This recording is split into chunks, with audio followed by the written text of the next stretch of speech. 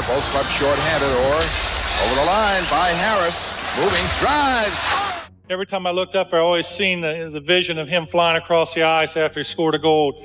So everybody has their ways of getting motivated, and Bobby always motivated me. First year that Bobby came into the league, 1966.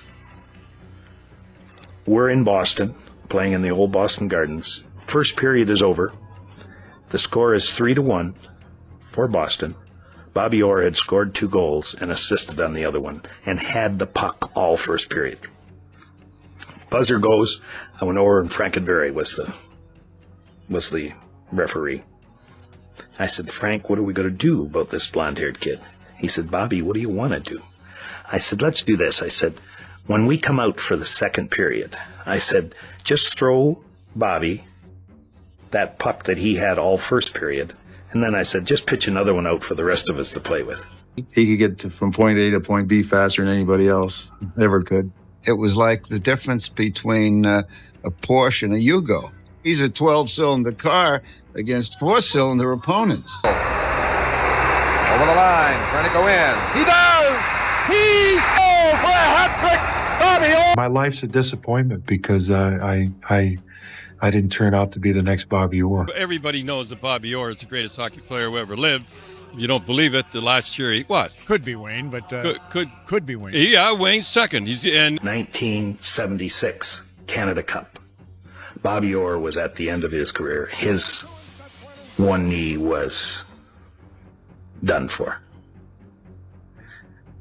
He came to training camp and didn't practice a whole lot. Played in those games, and he was better on one leg than the rest of us on 2. That's how great he was. Gordie Howe could do everything, but not fast enough. Bobby Hull had the speed, but could not do everything. Wayne Gretzky was arguably the greatest scorer who ever lived, but lacked the physical ferocity. Only one man in the entire history of the NHL did all of it, at the most terrifying speed imaginable. Only one man made legends question themselves, made coaches rethink everything they knew, and made the whole league change just to survive his presence. This video lets the legends themselves explain exactly how frightening Bobby Orr truly was. Before the modern draft system existed, NHL teams had to fight for young talent the old-fashioned way, showing up at doorsteps, making promises, and sometimes doing whatever it took. In 1962, Bobby Orr was just 12 years old when scouts first started following him. By the time he was 14, Boston Bruins scout Ren Blair had seen enough. He told the ownership group in no uncertain terms, "If we miss this kid, we will regret it for the next 20 years. He is not just a player. He is the future of this entire sport." What happened next was unprecedented. The Boston Bruins purchased 51% of the Oshawa Generals junior team, not for the team itself, but simply to secure Bobby Orr's future in their system. Blair personally drove to the Orr family home, gave them a used car, paid $800 to have their house painted, and bought young Bobby a new suit. For a boy in 8th grade, these were unimaginable gestures. In his very first practice session with the Bruins senior players, the 14-year-old took the puck and skated through the entire roster as though they were standing still. Head coach Harry Sinden later said Orr was the complete player, capable of doing everything at full speed, something even Gordie Howe and Bobby Hull could never fully achieve. In the fall of 1966, Bobby Orr stepped onto NHL ice as an 18-year-old rookie. His very first encounter with Gordie Howe, Mr. Hockey, the most feared and physically brutal player in the league's history, would become one of the most telling moments of his career. During a battle in the corner, Orr caught Howe with an elbow.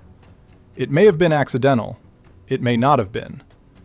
Either way, Howe responded the only way he knew how, a vicious blindside hit that sent the teenager crashing to the ice. Orr's teammates immediately surged forward, ready to retaliate. Orr stood up, looked at them, and said, "It's all right, fellas. I deserved that. You can't elbow Gordie Howe and expect to get away with it.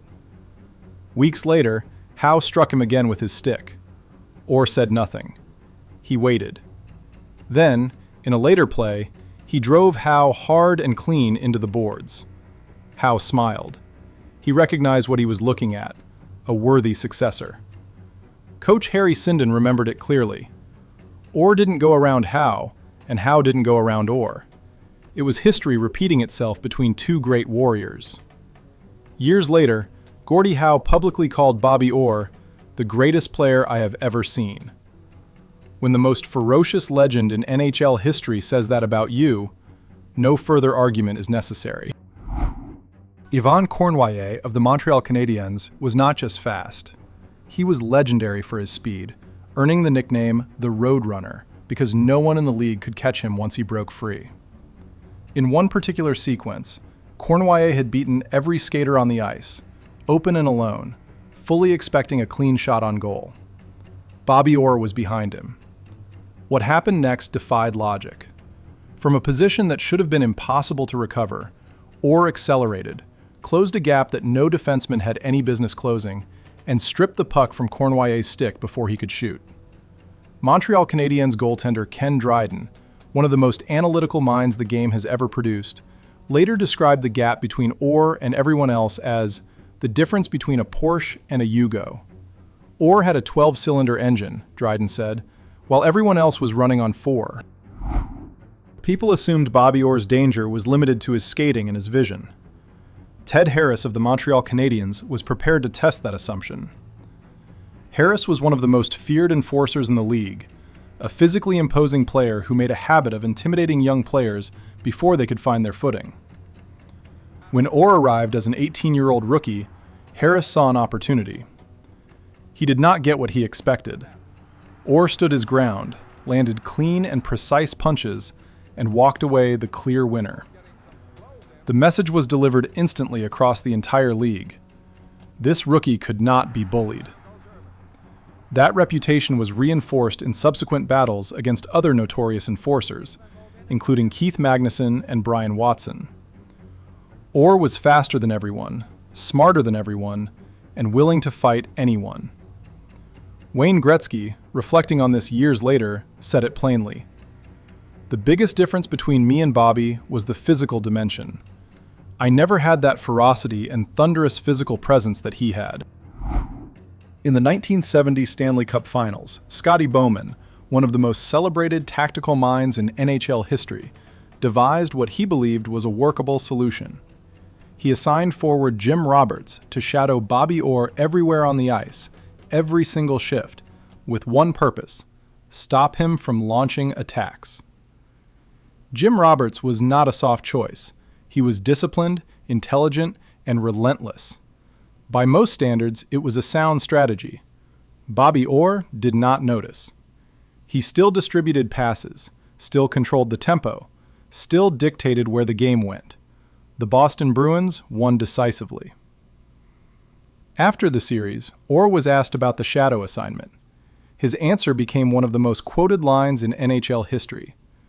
I could have even had lunch out there without any trouble. They didn't bother me at all. Bowman himself acknowledged the painful truth. We tried to shadow Bobby Orr, who could skate faster than anyone. It was fine, except we couldn't stop everyone else because we were so focused on him. Before Bobby Orr, the role of a defenseman was simple and largely unchanging.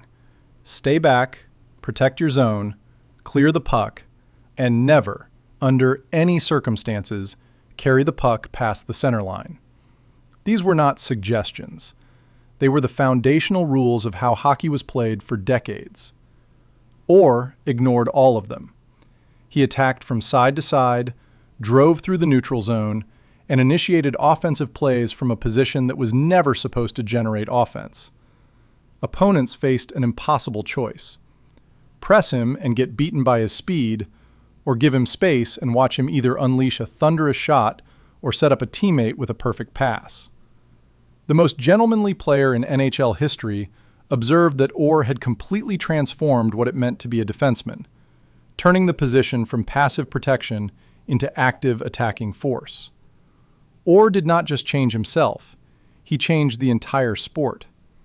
Every team in the league was forced to rethink their systems simply because one man refused to play by the existing rules. Bobby Orr retired at 30 years old. But the truth is, he had been playing through devastating pain since he was 20. His left knee had been operated on so many times that veteran hockey journalist Bob McKenzie once described it as looking like a roadmap of downtown Boston, a surface of layered scars running in every direction. By the final years of his career, the knee was structurally destroyed. Physicians could not fully explain how he was still performing at the level he was. The explosive acceleration, the fierce physical battles, the relentless pace, all of it executed on a joint that had essentially ceased to function as designed. Orr himself never used the pain as an excuse. He said simply, "That is the only way I know how to play. I want to be out there.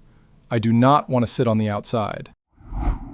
His plus-minus rating of plus 124 in the 1971 season remains the highest ever recorded for any player at any position.